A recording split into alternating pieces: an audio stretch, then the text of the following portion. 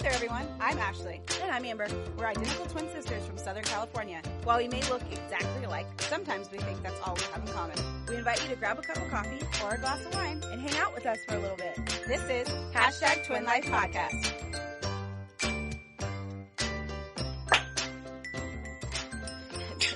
I didn't do the clap last time. That was not very loud this time, Twin. No. Yeah, well. I don't know what's going on with my hands. It doesn't sound very loud. There we go. All right. A little bit better. All right. Hello. Hi. Twin. Hello, everyone listening. How are you doing today, Twin? I'm doing great. It's beautiful and 70 degrees here, so Sweet. loving it. Well, thank you, everyone, for listening. Welcome to the #TwinLife Podcast. I am Amber, and that other voice you hear that sounds like mine is we co-host together. Co-host? I don't know if we've pinned that down quite yet, but my additional host, twin host. Fellow host. Actually, fellow host.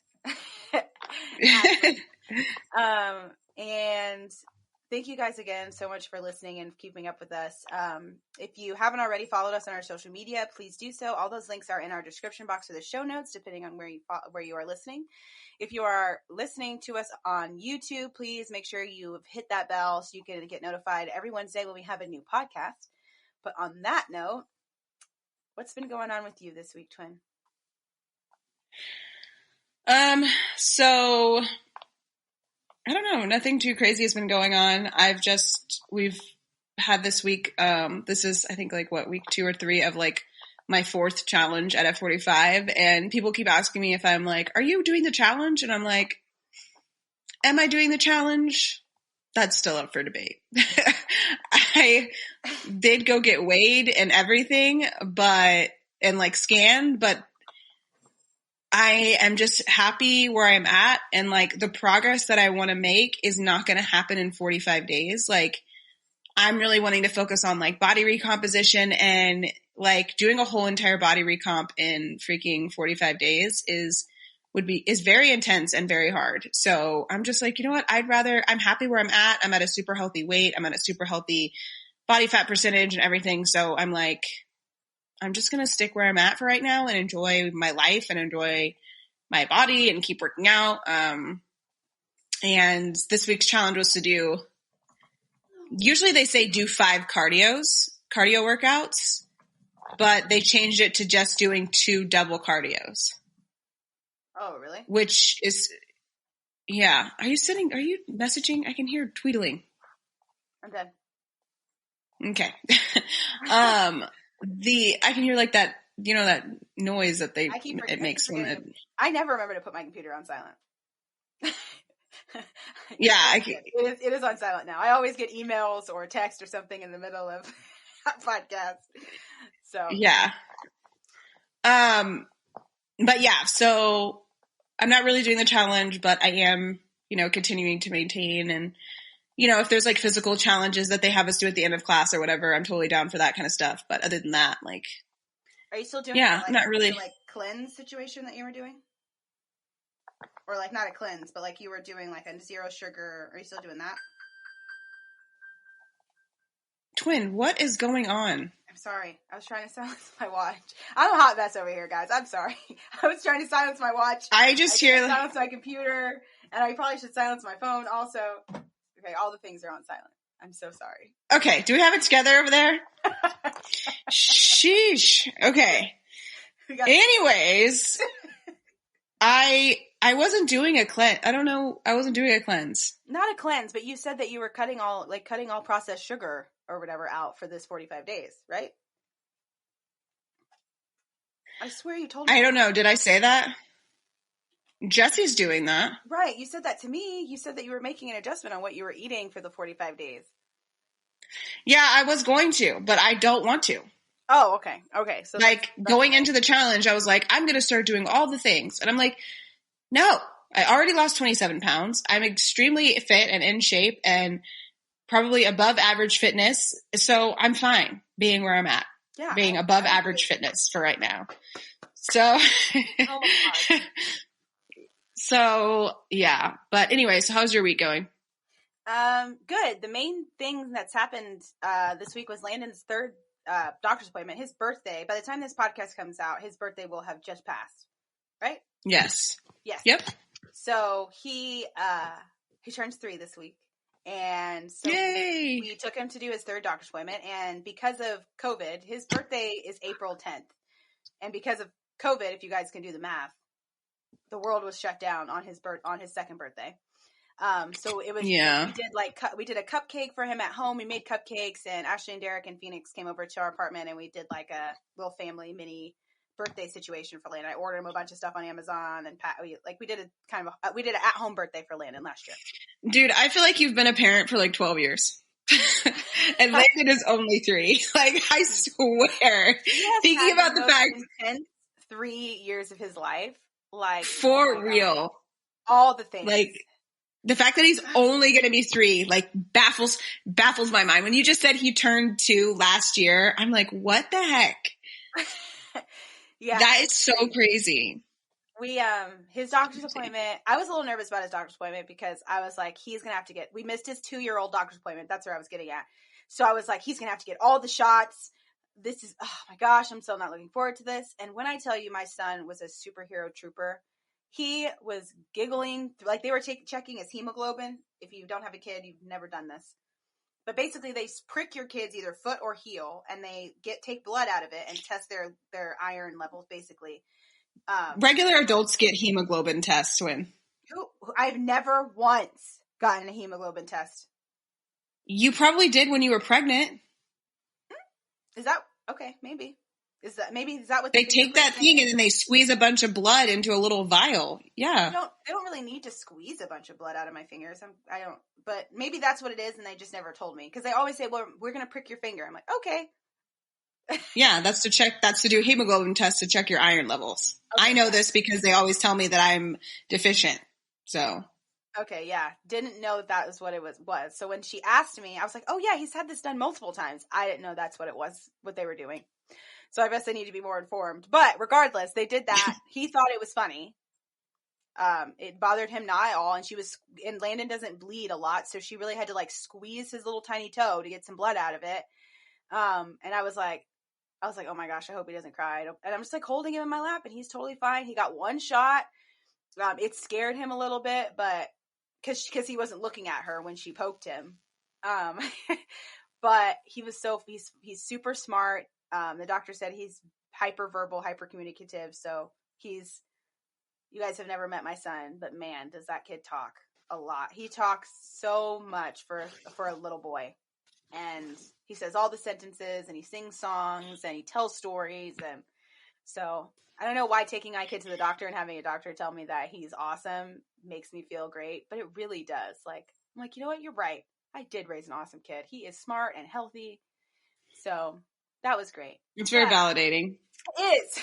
It's very validating. I feel great. I feel like I got some parent points this week, which are parent points are needed. So, all right. So on that, off that topic, we are going to get into our actual topic for this podcast, which is, I'm pretty excited about it because man, was this album good. If y'all missed that Demi Lovato dropped a new album, y'all need to hit your Spotify up or hit up your iTunes or whatever. Do people still buy music on iTunes? I don't know, but Apple Music. Yeah, Apple Music. Yeah. You guys need to listen to this album because it is so good. So I'm sure everybody is already, not everybody, but a lot of people have heard her new song, Anyone, that she performed at the Grammys right before like the whole COVID shutdown happened. She performed Anyone. And it was a song written from her perspective, right before she she basically relapsed at some point. And that song was her song that she wrote in response to her relapse, basically like her emotions before she decided to do what she did.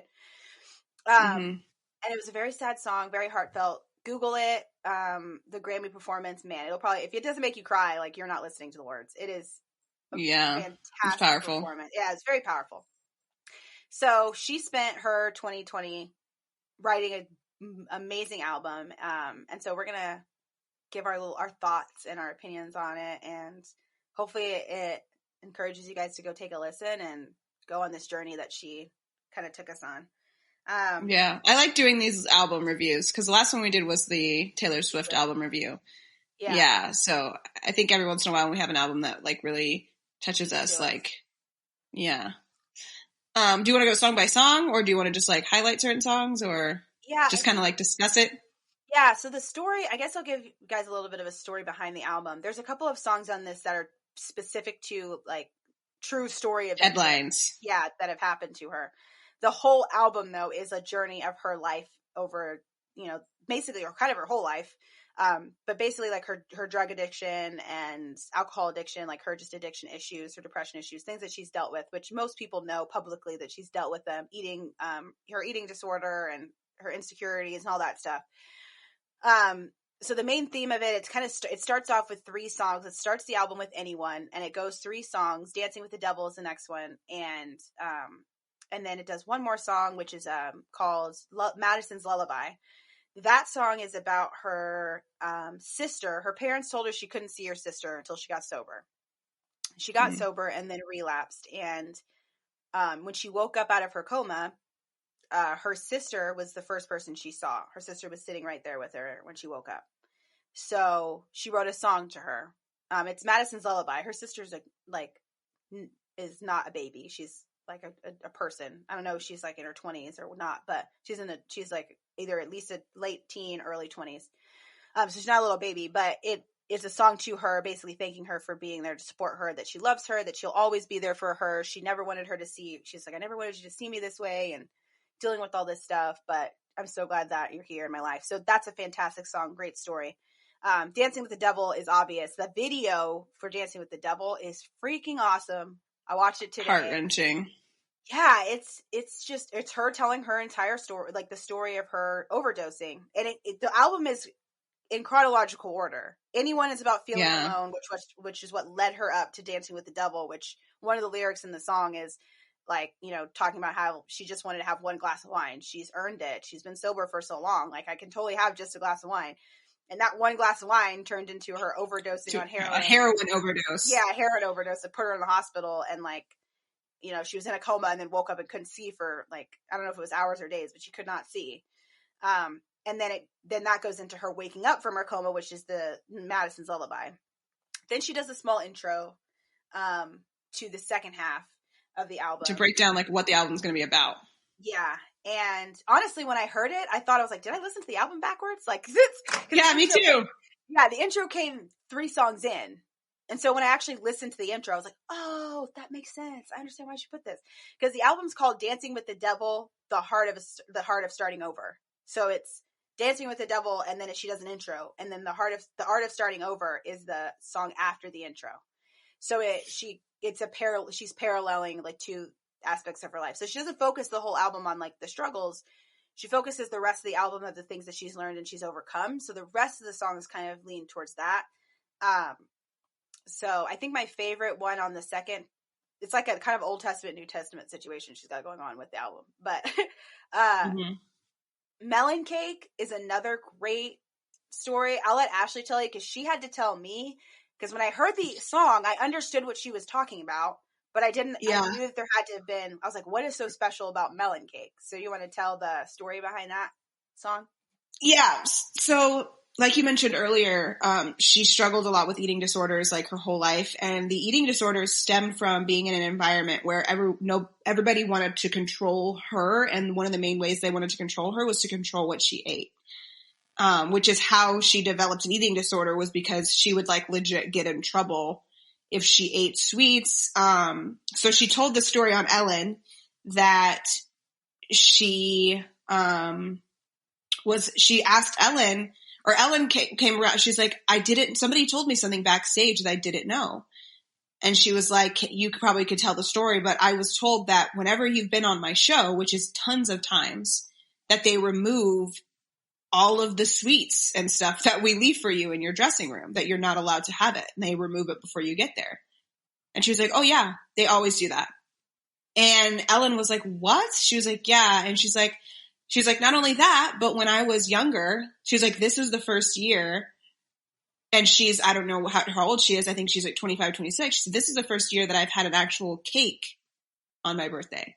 every other year they would cut up a piece of melon and throw a candle in it, and that was my birthday cake. She's 28. 28. Okay. So she tells that story, and it was just so kind of eye-opening that the people in her life were that, like, controlled her that much. You can't have birthday cake. Like, what kind of message, and especially being somebody going into the fitness industry, that is the worst. If you, on your birthday, eat the damn cake, man. Like, what? Are we serious? Especially since she was a baby. A baby. Eat like your Thanksgiving dinner. Eat your Christmas dinner with your family. Eat some chocolate on Easter.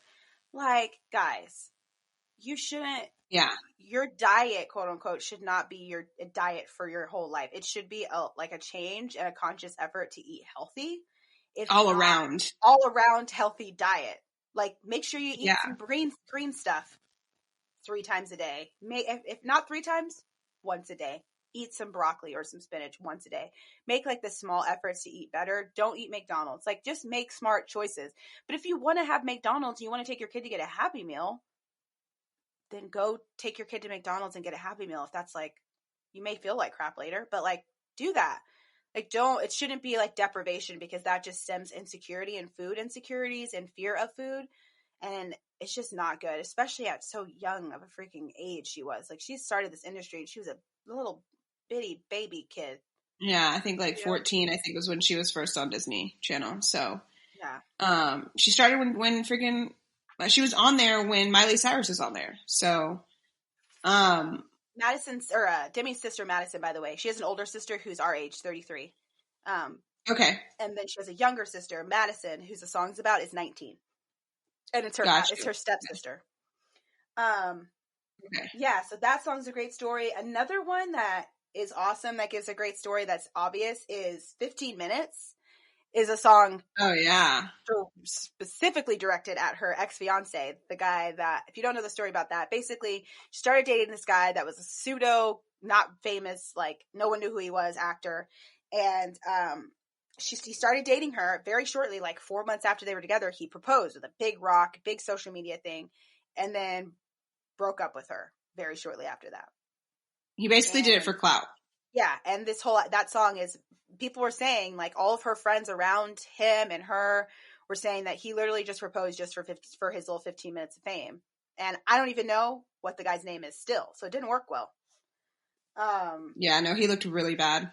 Yeah, he looked really bad, because everybody was like, she's just, like, seriously, she said yes, it's a proposal. Like, Ariana Grande's been engaged. She's engaged for her 3rd time. Granted, her 2nd time, her fiance died, so that's an exception. But, like, I mean, come on. There's plenty of celebrities that have been engaged and unengaged multiple times. Like, why are we judging Demi for that? That makes no sense. Another one, I think, is standout song. What's a standout song for you on there? Did I hit? I don't know if I. The ones that you said stood out to me. I think her cover of Mad World was pretty freaking cool.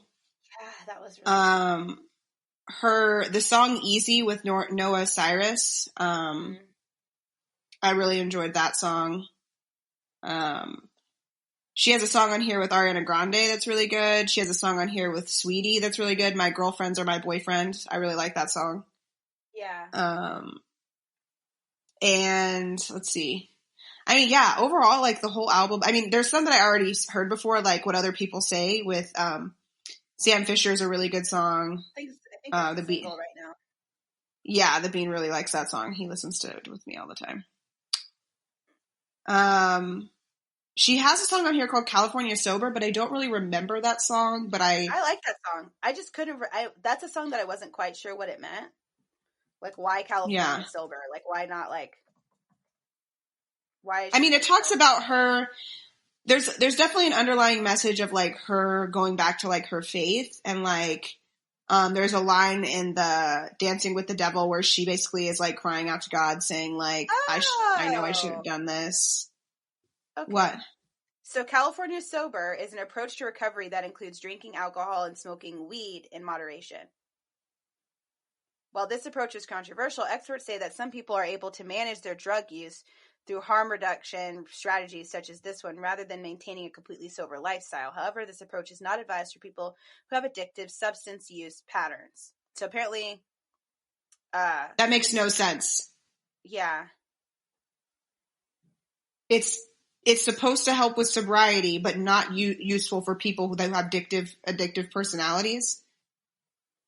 That makes no sense. She even said, she even says in an interview that she doesn't recommend this to anyone, and that she doesn't believe her approach is the safest for everyone and is cautious about explaining it in detail. So she doesn't necessarily explain why she does it that way, but basically they're saying that it's like I give a little to gain a little. So instead of her shooting up heroin, she smokes weed and she'll drink wine, she'll drink alcohol, which are the acceptable recreational drugs in the world, which is why. So that's what California sober means. I didn't know that until just now. I just Googled it. That's crazy. Yeah. So, I mean, I guess it's simple. Alcoholics start smoking cigarettes because they need some sort of addictive focus, because that's where their minds do. So I guess she's just smoking weed and drinking instead of shooting up heroin and doing coke. I don't know. That's a lot of people. That's that's what freaking Miley Cyrus does. She stays smoking weed. So I think she said she was sober. Miley? Yeah. Sober, completely sober. Miley has not stopped smoking weed, twin. There's no way. I guess when people refer to sobriety, they're talking about illegal drugs, I guess. But technically sobriety means you use no controlled substances whatsoever. So back in 2017, she said she stopped smoking weed, but she is. Interesting. Okay. Well, well, I don't know if this says mom got her smoking. Oh, okay. So 10/12/2018, her mom is the one who got her smoking. As of June 30th, 2020,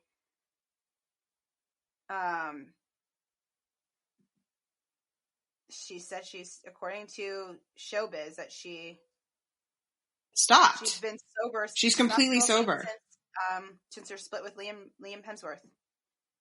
She stopped. Yeah, because I swear I saw her just recently post something on her Instagram of her smoking weed. She did post something on Instagram, but she likes to post these old paparazzi photos of herself. Oh. So she'll post happy anniversary, and it'll be her being hella ratchet in 2016 or whatever. Okay. Yeah. Okay. So yeah, I was gonna say I remember in June of last year her saying that she was going to be sober. There was a whole article about it. Wow. Oh. Okay. Yeah. So I guess she's been sober since 2020. Huh. Interesting. Sweet. Okay. Back to okay. So I think the overall idea for me about this album is that it definitely is a really good album. It's got some really nice, Demi Lovato's voice is killer anyways, so it's enjoyable to listen to because she's such a great singer. It's got some really good upbeat songs, got some really good ballads, and I think that's important. I don't want to listen to an entire album of every single song is a banger. No. I also like albums with storylines, and I think that the storyline in this album is just what really drives me. And the fact that it's basically an autobiography type of situation makes it even more cool for me. So yeah, you have any final thoughts about it, Twin? Yeah, that's pretty much it. I think she just did a fantastic job of telling her own story. And, I think she did a great job of telling her story, and that people should really get a chance. If you have a chance to listen to it, please do. It's pretty long, but the last song on it is called Good Place. She definitely wrote this song in the intention of encouraging and, making people feel good and you can get through things. So, but yeah. So please go listen to it. Let us know what you think about the album. But before we go, let's do our Go Girl and No Girl or No Girl. Okay. Do you want to go first? Yeah. So my Go Girl is that I've been trying to catch up on all of my reading for my certification. I am still chugging along on the certification. They give you 6 months, and I think I'm trying to be done with all of the study materials and everything, reading the whole book and everything in 3 months, I think is a good solid place, maybe the longest 4. And then that gives me like 2 weeks of like super hardcore review. And then I can take my test. So that's kind of like the schedule I'm on. I think originally I told Amber I wanted to do it in 8 weeks, but it's like, because of how thoroughly I like to take notes, it takes me like an hour per section, and there's 23 chapters, and there's like 5 sections in each chapter. So we're talking like 100 plus hours of studying. So and yeah, of course I could speed that up, but I just really want to make sure that like I get it right the first time. So that said, I did make my way through, almost done with chapter 9. And the little study guide thing says I should be on chapter 12. So I do have a little bit of catching up to do, but, yeah, I've also have another friend who was like downloaded the certification, but never actually finished studying, for using a different program. So she started back up again because she was like, oh, you're doing it? Like she's like motivated again to do it. So that was really cool. Yeah. So what about for you? I want to drop this one last thing about the album. Julia Michaels co-wrote a lot of the songs on this album also, just so you guys know. She did? Yeah. That's cool. Looking through the credits. So that's pretty cool. Demi wrote all the songs, but she had co-writers, and Julia Michaels is a co-writer in a lot of the songs. So that's awesome. Okay, so my go girl is that this week I found out that I'm on this advisory board for this project here in India I've talked about before, and I found out that they picked one of my ideas, and I'm so excited. That's awesome. I'm so pumped. Yay, It felt so great. Like, I put a lot of work into it, and I kind of had a little bit of insecurity about being put in this position because it's like probably the biggest project I've ever worked on.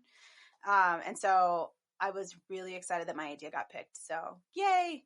That's awesome. But great job. Thank you. But, all right. So on that note, guys, thank you so much for listening. We really appreciate you guys tuning in with us every week on Wednesday. Again, if you guys if you guys want to follow us on our social media, we would love that. Please also go follow Ashley's vlog, The Schweitzer Family, on YouTube. Also, if you are not already following them, please subscribe. I think Ashley does a vlog once a day, so you guys I think I'm doing like every other day. Okay. So like Monday, Wednesday, Friday, tentatively. So 3 vlogs a week, plus our podcast on Wednesdays. You get double Ashley on Wednesday. But anyways, thank you guys again.